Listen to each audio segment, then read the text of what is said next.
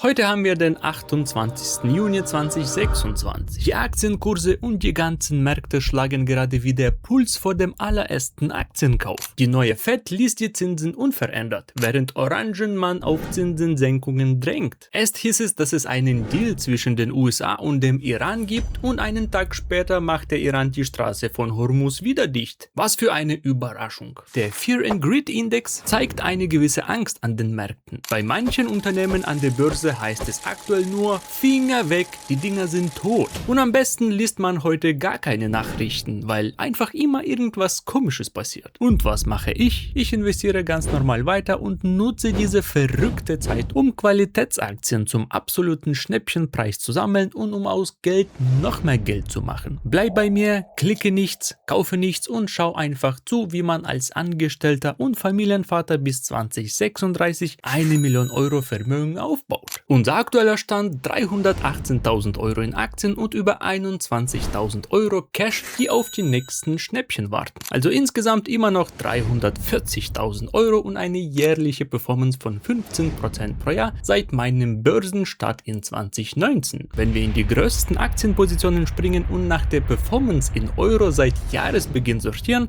dann sieht es bei uns aktuell so aus. Den Titel "Die verrückteste Aktie des Jahres" hat definitiv AMD gewonnen. Plus 150% Rendite und ein Plus von fast 23.000 Euro. Alphabet mit nur 20% bzw. fast 5.000 Euro Rendite in 2026 steht dagegen sehr konservativ da. Der langweilige Bergbauer Rio Tinto ist um 25% und über 2.000 Euro gewachsen. Dazu kamen nochmal 200 Euro Nettodividenden rein. Nvidia steht um sehr schlichte 13% und 2.000 Euro höher. Und bei meiner zweitältesten Aktie im Depot, Apple, tut sich auch was. Plus 11% bzw. 1.500 Euro Kursgewinn. Und das Verrückte ist, mein interner Zinsfuß für das Jahr 2026 liegt bei fast 25%. Das heißt, unser investiertes Kapital könnte ich dieses Jahr um 25% steigern. Cool, oder? Und heute will ich dir von weiteren Raketen berichten, die den Weg zur Million nochmal massiv beschleunigen sollen.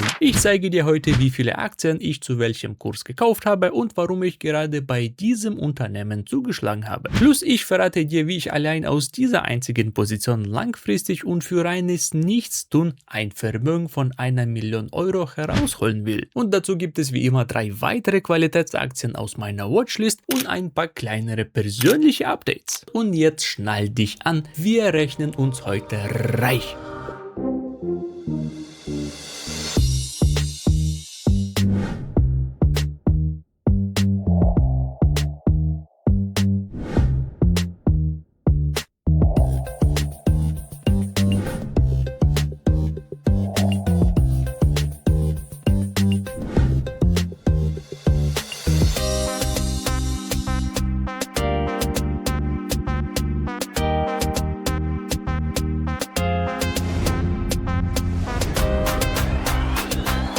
Alle meine Videos dienen ausschließlich Informations- und Bildungszwecken und sollen einfach als Motivation und Inspiration dienen. Also nicht vergessen, es ist keine Anlageberatung oder Empfehlung zum Kauf oder Verkauf. Von wem auch? Von einem normalen Büroangestellten? Bevor wir meine Aktienkäufe analysieren, ein paar persönliche Updates. Im letzten Video habe ich ja schon berichtet, dass ich ihn frisch repariert und für den Verkauf vorbereitet habe und ja, es ist soweit. Die 18-jährige C-Klasse wurde für 3.300 Euro verkauft. Knapp vor einem Jahr habe ich den Oldtimer als Übergangsauto für 2.8 gekauft, für 150 Euro neuen TÜV gemacht und für 50 Euro einen Querlenker getauscht. Dann habe ich die Karre sehr sauber gemacht und insgesamt genau 300 Euro an Reparaturen ausgegeben. Somit habe ich am Ende bei 0 rausgekommen. Beziehungsweise hat mich das Auto nur den Ölwechsel, die Kfz-Steuer und die Versicherung gekostet. Das heißt, mein Plan, mit dem Auto kein Geld zu verlieren, hat perfekt funktioniert und wenn du mehr über den Benz erfahren möchtest, dann schau dir das Video oben rechts an. Und ich kann dir auch schon über den Nachfolger berichten. In letzter Zeit war ich auf Insta ziemlich ruhig und das lag genau daran, dass ich voll auf der Suche war und ziemlich viele Probefahrten hatte. Aber jetzt habe ich es endlich geschafft. Es ist doch ein BMW geworden. Ein 320er Diesel BMW als G21 aus dem Jahr 2022. So eine neue Karre kostete über wahnsinnige 50.000 Euro und jetzt, nach 4 4 Jahren und 170.000 Kilometern haben wir sie für 17.000 gekauft. Ja, das ist immer noch jede Menge Geld für einen Gebrauchten, aber die Inflation hat in den letzten 5 Jahren die Autopreise so krass gesteigert, dass man heute unter 15.000 Euro kaum was Anständiges bekommt. Aber überlegt ihr mal, wir haben für das Auto, was genauso gut fährt und funktioniert, nur ein Drittel des Neupreises bezahlt und es hat seinen größten Wertverlust bereits hinter sich. Also passt schon, oder? Aber jetzt heißt es erstmal schnell einen Marderschreck kaufen und installieren, sonst wird der schöne BMW am Ende genauso unschön wie unser Ferrari vor ein paar Wochen.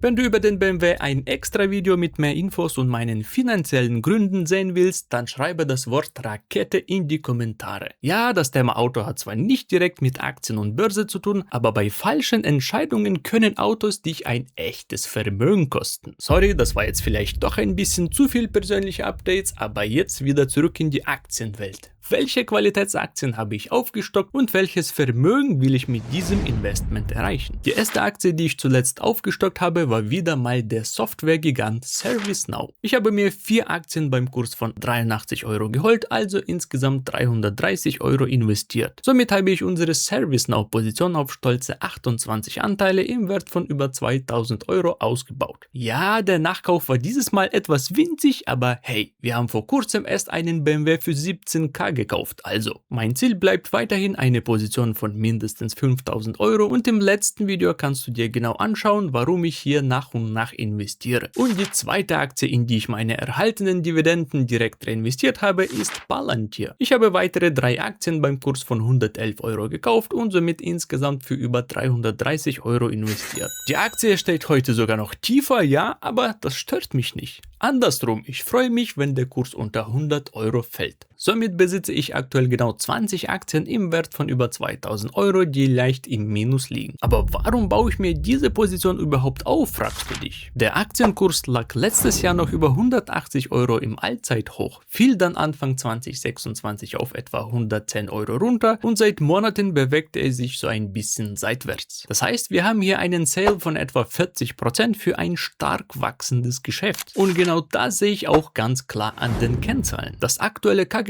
von über 120 ist im klassischen Sinne natürlich richtig teuer, ja, aber das erwartete KGV für nächstes Jahr liegt bei etwa 80. Das heißt, man rechnet hier mit soliden Gewinnsteigerungen. Und beim aktuellen Wachstum wird im Jahr 2030 bereits ein KGV von unter 20 erwartet. In den letzten 5 Jahren konnte Palantir ein Gewinnwachstum von fast 60% pro Jahr hinlegen und der Gewinn soll in den Jahren 2028, 2029 voraussichtlich noch viel krasser steigen. Die aktuelle Nettomarge beläuft sich auf über 40% und soll demnächst weiter Richtung 50% marschieren. Das heißt, aus jedem umgesetzten Dollar macht Palantir einfach mal 50 Cent reinen Gewinn. Das ist verdammt profitabel und man merkt einfach, dass das Geschäft bzw. die Software extrem gut skalierbar ist. Und wenn du dir denkst, warum zahlen die Anleger eigentlich so einen Premiumpreis für die Aktie, dann schau dir mal die Verschuldung an. Die gibt es nämlich einfach nicht. Das Unternehmen sitzt auf einem riesigen Cashberg, der mit den Jahren nur noch weiter steigen sollte. Das erkennst du hier ganz leicht an der steigenden blauen Säule. Man sieht es auch in der Bilanz mit bloßem Auge, dass man mit 1,4 Milliarden US-Dollar Cash alle kurzfristigen und langfristigen Verbindlichkeiten auf einen Schlag komplett ausgleichen könnte. Das heißt, man kann eine baldige Insolvenz hier so gut wie komplett ausschließen. Interessanterweise, in den letzten 90 Tagen haben zudem 19 Analysten ihre Gewinnprognosen nach oben geschraubt, kein einziger erwartet weniger Gewinn. Und die Analysten sehen hier im Durchschnitt immer noch um die 60% Luft nach oben. Und hier vielleicht ein kleiner Tipp an dich. Wenn du viele negative Nachrichten liest und denkst, investieren oder vielleicht doch lieber nicht, geh einfach mal auf nasdaq.com und schau dir an, was die großen Player bzw. die institutionelle Häuser so machen. Klar, manche Vermögensverwalter wie BlackRock oder JP Morgan reduzieren temporär ihre Anteile, aber hier sehen wir zum Beispiel ganz deutlich, dass Vanguard seine Palantir-Position letztes Jahr auf ganze 25 Milliarden aufgestockt hat. Hier wurden nochmal 17 Milliarden Dollar frisch investiert, hier weitere 6 Milliarden. Morgan Stanley erhöhte im ersten Quartal 2026 die Position ebenfalls um 3 Millionen Aktien und der norwegische Staatsfonds baute seine Anteile sogar um weitere 20% aus, auf 3,4 Milliarden US-Dollar. Und es klingt vielleicht blöd, aber mich würde es nicht wundern, wenn die Analysten von genau denselben Häusern hier künstlich schlechte Prognosen und Schätzungen rausgeben, um den Preis bewusst zu drücken, um dann parallel ihre eigenen Positionen günstiger auszubauen. Daher gilt immer, schau ruhig, was die Analysten sagen, aber checke immer parallel, weil sie im Hintergrund wirklich so rumtreiben. Und jetzt nochmal eine kleine Portion Motivation zum Schluss. Wenn ich unsere ServiceNow und Palantir Positionen jetzt einfach so liegen lasse und diese beiden Raketen nicht mehr 40 oder 60% pro Jahr wachsen, sondern nur noch mit ganz schlichten 20% pro Jahr, dann könnten diese beiden Positionen kurz vor meiner Rente auf fast 1 Million Euro anwachsen. Natürlich gibt es keine Garantie für dieses enorme Wachstum, aber mittelfristig sehe ich einfach keine Gründe, warum das Wachstum einbrechen sollte. Besonders wenn man bedenkt, dass unsere Welt jeden Tag nur noch digitaler wird und wenn du siehst, dass allein bei uns die Behörden teilweise immer noch das Faxgerät benutzen, dann weißt du ganz genau, wie viel unendliches Potenzial ServiceNow und Palantir noch vor sich haben. Und wie versprochen, hier sind noch die 3 Qualitätsaktien, die ich aktuell zum Aufstocken beobachte. Und nicht vergessen, das sind nur meine persönlichen Wunschkurse und keine Anleitung, wie du es machen sollst. Erstens, Microsoft wird vom Markt aktuell wieder wie ein kleiner Loser gehandelt. Unter 320 Euro kaufe ich definitiv nach. Zweitens, Meta finde ich momentan ziemlich sexy. Unter 470 Euro hole ich mir da weitere Anteile ins Depot. Und drittens, Netflix bei unter 65 Euro wird bei mir eingesammelt.